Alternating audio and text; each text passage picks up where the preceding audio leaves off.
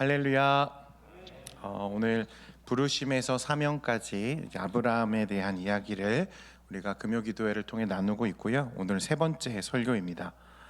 여러분 혹시 여러분들은 왜 유대인을 히브리인 혹은 히브루라고 부르는 줄 아십니까? 이 히브루라는 말은요, 강을 건넌 사람들이라는 뜻입니다. 하나님은 가나안으로 가지 못하고 하란에 머물고 있던 아브라함을 부르시면서요, 그에게 말씀하셨죠. 12장 1절에 보니까 여호와께서 아브라함에게 이르시되 너는 너의 고향과 친척과 아버지의 집을 떠나 내가 내게 보여줄 땅으로 가라. 이 아브라함이 원래 거주하고 있던 메소포타미아에서 이제 하란으로 이주를 했잖아요. 그 하란에서 이 하나님이 말씀하신 가나안 지역으로 들어가려면 혹시 사진 있습니까? 혹시 사진 준비됐으면 하나 보여주시겠습니까?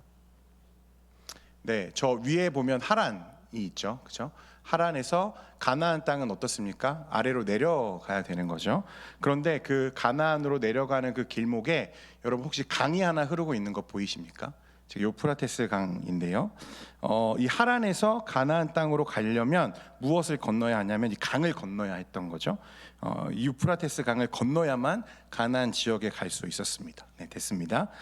여러분, 이 고대에는요, 강을 건넌다는 것은 우리가 아는 것처럼 뭐 강남에서 강북으로 강을 건너는 것과는 개념이 조금 다릅니다. 고대 사람들에게 강을 건넌다는 것은 이 세계에서 저 세계로 전혀 다른 세상으로 넘어가는 것으로 이해되었어요. 여러분, 나중에 모세가 이제 이스라엘이 큰 민족을 이루죠. 그 민족을 이끌고 출애굽을 합니다. 애굽을 탈출하게 되는데 그때 이스라엘 민족이 광야로 가는 길에 무엇을 만나죠? 홍해를 만납니다. 그 앞길을 홍해가 가로막는 거예요. 이스라엘 백성들이 어떻게 합니까? 이 홍해를 건너가죠. 그렇죠? 그리고 모세의 후계자였던 여호수아도 마찬가지로 40년이라고 하는 광야 생활을 마치고 드디어 가나안 땅에 입성할 때 어디를 지나갑니까? 어디를 건너가죠? 요단 강을 건너가죠. 예. 이런 장면들이 우리에게 보여주는 것이 무엇일까요, 여러분? 강을 건넌 사람들이라는 것을 의도적으로 계속 보여주는 거예요. 왜 그럴까? 그들은 이제 이 세상에 속한 사람들이 아니라 어디에 속한 사람들이라는 거죠? 하나님 나라에 소속된 사람들이라는 것을 계속해서 우리에게 보여주는 것입니다. 그러니까 이 세상의 나라에서 하나님의 나라로 그 소속과 그 모든 인생이 옮겨진 자들을 의미하는 거죠. 베드로전서 2장 9절 말씀에 보면요, 이렇게 말씀합니다. 그러나 너희는 택하신 족속이요 왕같은 제사장들이요 거룩한 나라요 그의 소유가 된 백성이니 이는 너희를 어두운 데서 불러내어 그의 기이한 빛에 들어가게 하신 이의 아름다운 덕을 선포하게 하려 하심이니라. 불러내셨다, 이렇게 말합니다. 하나님이 우리를 불러내셨다. 우리를 부르셔서 강을 건너게 하시고 하나님의 백성 삼으셨다는 거예요. 또 말씀해 보면 하나님이 아브라함을 부르실 때 아버지의 집을 떠나라 이렇게 말씀하셨잖아요. 앞에서도 목사님들이 여러 번 설명했지만 이 아버지의 집은 그냥 거주지를 의미하는 게 아닙니다. 자신의 모든 이전의 삶과 그 터전과 인생이 녹아져 있는 시간이에요. 그러니까 하나님은 그것들을 버리고 하나님이 약속한 땅으로 가라고 말씀하세요. 아브라함이 이것에 어떻게 했습니까? 순종하죠. 그래서 성경은 이것을 믿음이라고 하고 이 믿음을 하나님은 아브라함의 의로 여기셨다, 그렇게 말씀은 기록합니다. 히브리서 11장 8절 말씀인데요, 우리 한번 같이 읽도록 하겠습니다. 히브리서 11장 8절 읽겠습니다. 시작. 믿음으로 아브라함은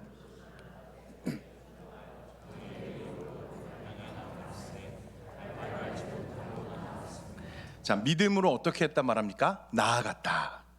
여러분, 이것이 성경이 말하는 하나님 나라의 백성, 그 신앙의 본질입니다. 여러분, 하나님을 믿는다는 거, 내가 여호와 하나님을 신앙한다는 것은 내가 하나님의 백성이라는 말이고, 내가 하나님의 백성이라는 말은 하나님의 통치를 받는다는 것입니다. 그러니까 이제 내가 내 삶의 주인이었던 나의 모든 과거와 나의 모든 시간들과 결별하고 나를 다스리시는 하나님의 통치 아래에 내가 어떻게 되는 거죠? 옮겨가는 것입니다. 이것을 성경은 강을 건너는 그림 언어로 우리에게 지금 계속해서 보여주고 있는 거죠. 하나님의 부르심을 따라 아버지의 집을 버리고 강을 건너간 아브라함처럼 이 세상과 이전의 나의 모든 인생과 나를 향한 모든 기대와 결별하고 하나님의 나라로 옮겨진 사람들을 성도라고 부르는 것입니다. 하나님의 백성이죠. 그것이 신앙의 본질입니다. 하나님은 이제 아브라함을 통해서 우리에게 이 같은 사실을 말씀하고 계시는 거예요. 하나님은 아브라함 한 사람뿐만 아니라 하나님이 예정하시고 미리 아신 모든 자들을 이 아브라함과 같이 부르실 것을 말씀합니다. 그래서 갈라디아서 3장 29절에 보면 너희가 그리스도의 것이면 곧 아브라함의 무엇이라 했습니까? 자손이라고 했어요. 여러분, 우리를 자손이라고 말합니다. 아브라함의 자손이라. 아니, 아브라함과 피 한 방울 섞이지 않은 우리가 어떻게 아브라함의 자손일 수 있는가? 왜냐하면 그는 혈통이 아닌 믿음으로 하나님 나라의 백성된 모든 사람들의 첫 시작이기 때문에 그렇습니다. 그래서 아브라함 우리가 뭐라고 부르죠? 믿음의 조상이다. 네. 여러분, 오늘날 우리는 어떻게 구원받습니까? 무엇으로 구원받죠? 우리의 선행과 공로로 열심으로 구원받습니까? 아닙니다. 우리는 우리의 수고와 형편과 상황과 관계없이 오직 그리스도를 믿는 믿음으로 구원받는 줄 믿습니다. 여러분, 그 믿음은 오늘 아브라함이 보여주는 것과 정확하게 같은 믿음이에요. 이전에 내가 내 삶의 주인 되었던 모든 시간을 청산하고 하나님께로 돌이키는 것, 그것이 믿음의 본질이라는 것입니다. 우리를 찾아오신 주님의 음성을 따라서 이전에 내 모든 삶과 결별하는 것, 강을 건너는 거예요. 하나님의 나라, 하나님의 소유, 하나님의 백성이 되는 것을 의미하는 것입니다. 우리는 이제 이 아브라함의 믿음의 여정을 통해서요, 이 믿음의 본질이 무엇인지를 계속해서 조명해가는 가운데 있습니다. 여러분, 이것을 꼭 잊지 않고 여러분 마음에 새길 수 있기를 바랍니다. 돌이키는 거예요. 믿음은 돌아섬입니다. 이전에 나의 모든 것들, 내가 나의 주인 되어서 살아왔던 나의 모든 습관들과 가치관들과 나의 시간들과 결별하는 것을 의미하는 거예요. 그것이 결별되어지지 않았다면 여러분 떠난 것 아닙니다. 강을 건넌 게 아니라는 거예요. 아브라함은 이제 강을 건넜죠. 그리고 하나님의 약속의 땅, 가나안 땅에 이제 도착을 했습니다. 긴 여정이었죠. 그런데 도착한 약속의 땅에서 이제 막 정착하기도 전에, 짐을 다 풀기도 전에 어떤 일을 만나는가? 여러분, 한 10절 말씀, 오늘 본문 10절 말씀인데요, 같이 한번 읽겠습니다. 시작. 그 땅에 기근이 들었으므로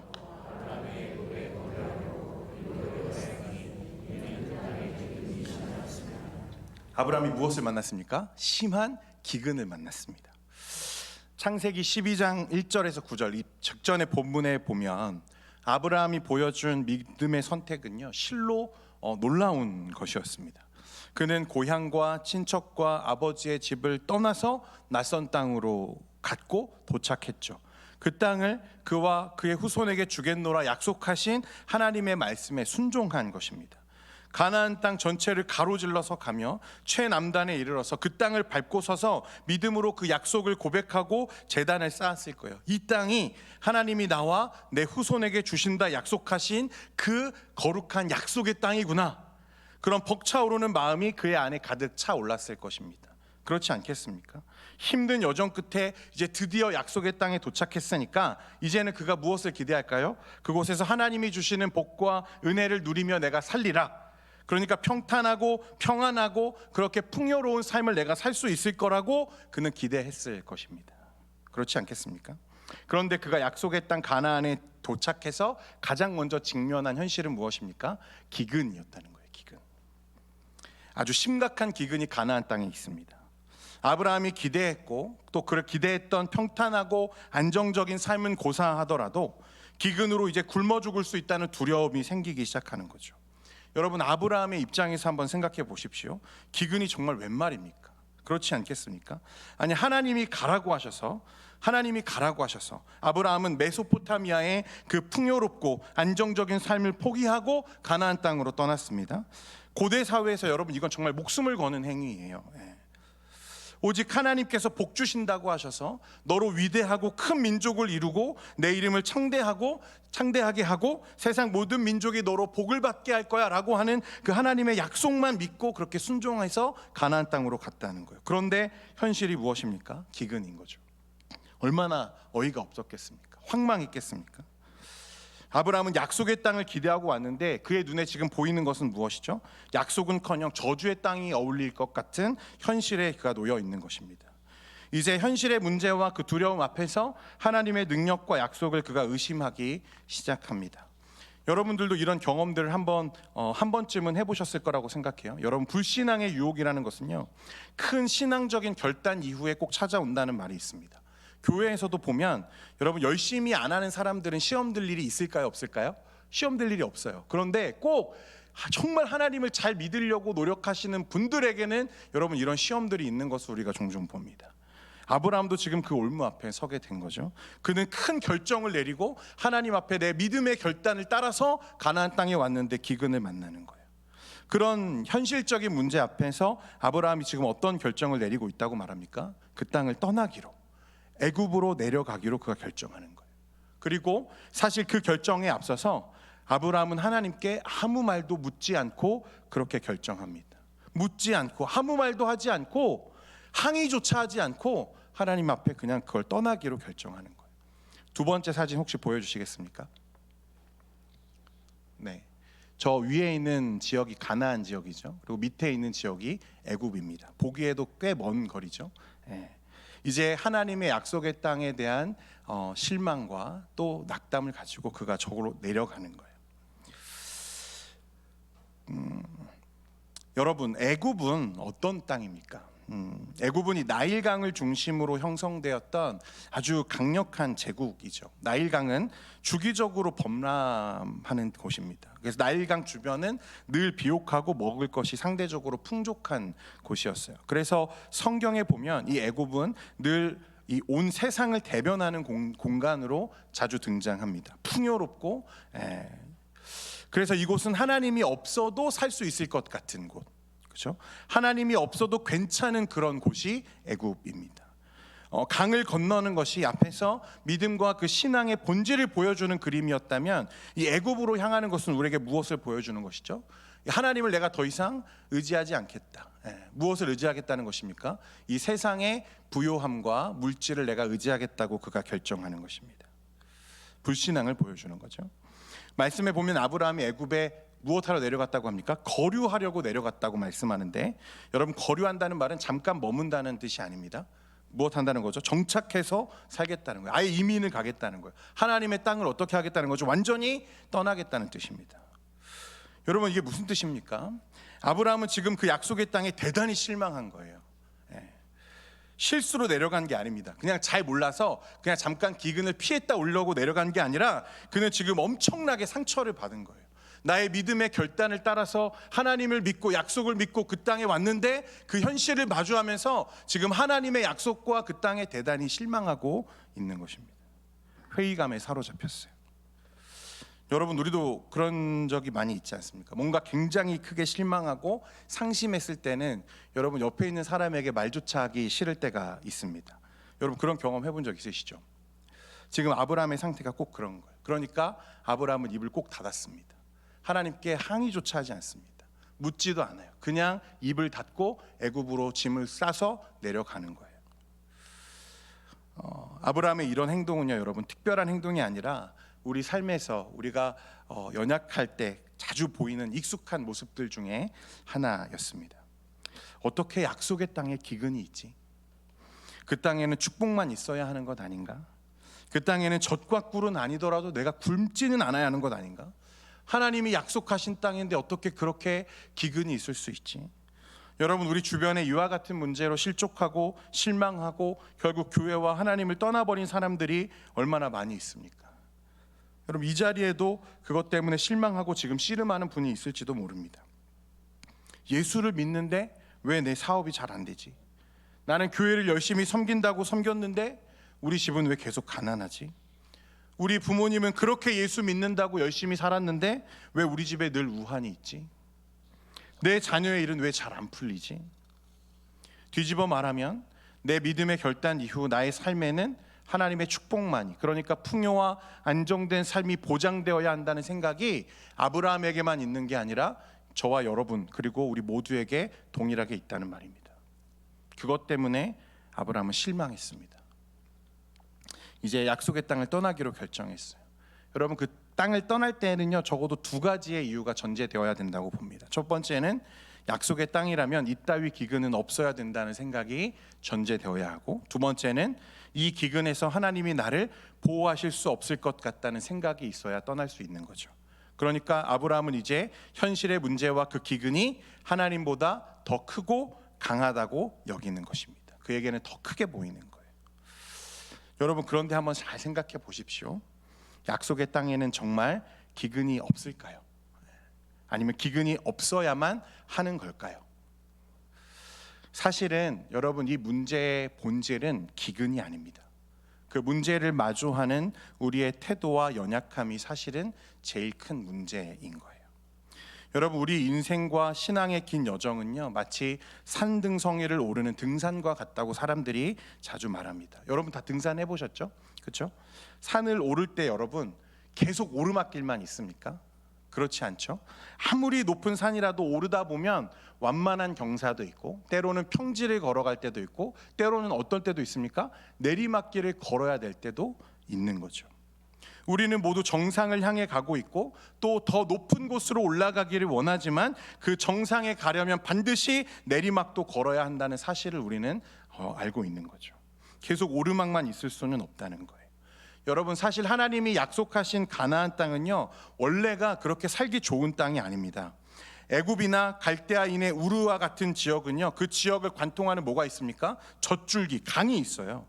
애굽에는 나일강이 흐르고, 여러분 그 갈대아 우르 메소포타미아 지역에는 유프라테스 강이 흐릅니다. 그러니까 그 지역은 늘 풍요로웠어요. 늘 젖과 꿀이 흘렀습니다. 실제로 비옥한 땅이었어요. 그런데 그에 비해서 가나안 땅, 팔레스타인 지역은요, 이 젖줄기가 되어줄 강이 없습니다. 그래서 농사를 짓기에 너무나 제약이 많은 곳이에요. 일단 농사를 지으려면 물을 대야 되는데 강에서 물을 끌어올 수가 없으니까 때를 따라 내리는 이른 비와 늦은 비에 의존할 수밖에 없는 곳이 가나안 땅입니다. 그러니까 비가 잘 내리지 않으면 어떻게 되는 거죠? 당연히 가물어질 수밖에 없는 땅이 가나안 땅이었어요. 하나님은 아브라함을, 그도 그와 그 후손들을 그런 땅으로 인도하신 거예요. 처음부터. 그러니까 그 땅은 어떤 땅입니까? 은혜 없이는 살 수 없는 땅이 바로 이 가나안 땅인 거죠. 그런데 여러분, 그 땅에 나일강과 같은, 유프라테스 강과 같은 젖줄기는 없지만 누가 계십니까? 하나님이 계시는 거예요. 그것이 약속의 땅이고 믿음의 삶인 거예요. 성경은 우리에게 평안하고 평탄한 삶을 보장해 주는 것이 아닙니다. 하나님이 우리에게 약속하시는 것은 무엇입니까? 우리가 우리의 인생 그 마지막 목적지에 다를 때까지 내가 너와 함께 하겠다고 약속하셨어요. 우리 인생에 젖과 꿀이 흐르는 평탄한 삶은 없을지 모릅니다. 가난하고 때로는 아프고 상처도 있고 넘어질 때도 있고 실수하고 실패할 때도 있어요. 그러나 그 모든 순간에 하나님이 함께 하신다고 약속하신다는 것입니다. 여러분, 우리 인생을 돌아보면서 생각해 보십시오. 우리가 주로 하나님을 만나고 하나님을 찾을 때가 언제입니까? 여러분, 인생이 승승장구 올라갈 때는 잘 모릅니다. 그렇지 않습니까? 우리가 내 힘으로 어떻게 할 수 없는 절망적인 상황이 될 때 우리는 비로소 하나님을 찾지 않습니까?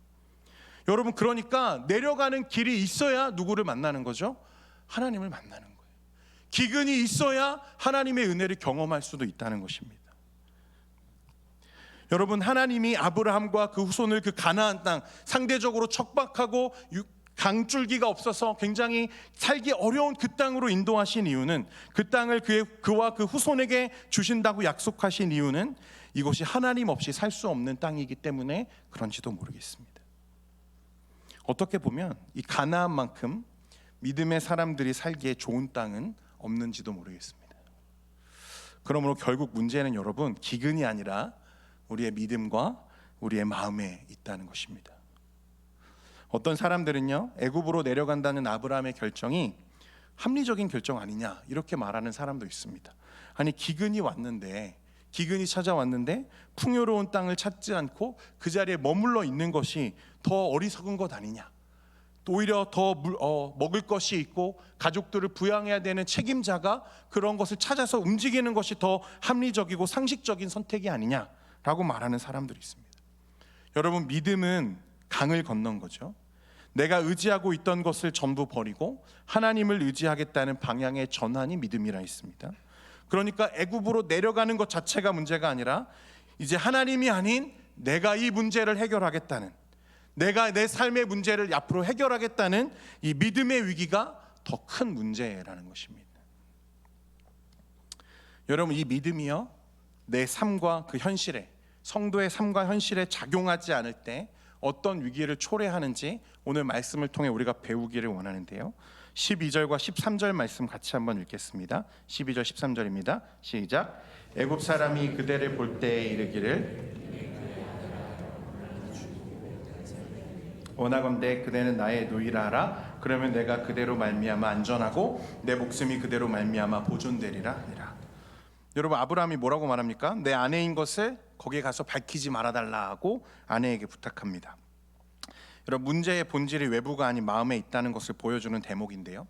가나안에 머물면 죽을지 모른다는 두려움에서 찾아간 곳이 어디입니까? 애굽이죠. 그렇죠? 그런데 그곳에서도 무엇을 두려워하고 있습니까?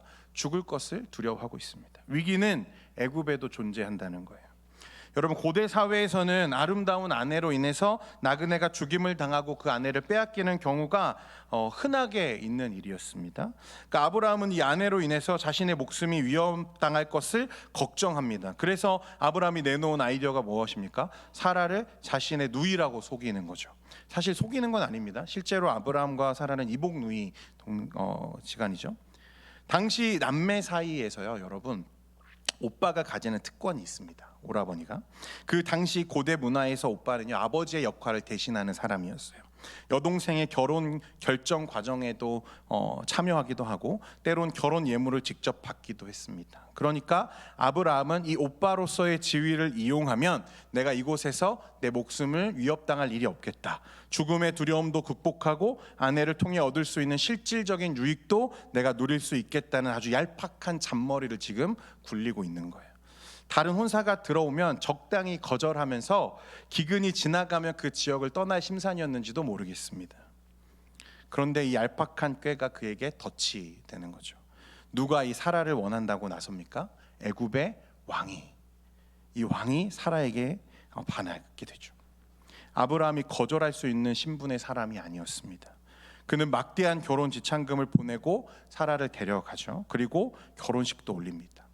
자신의 계략이 오히려 자신에게 위기를 가지고 오는 거죠.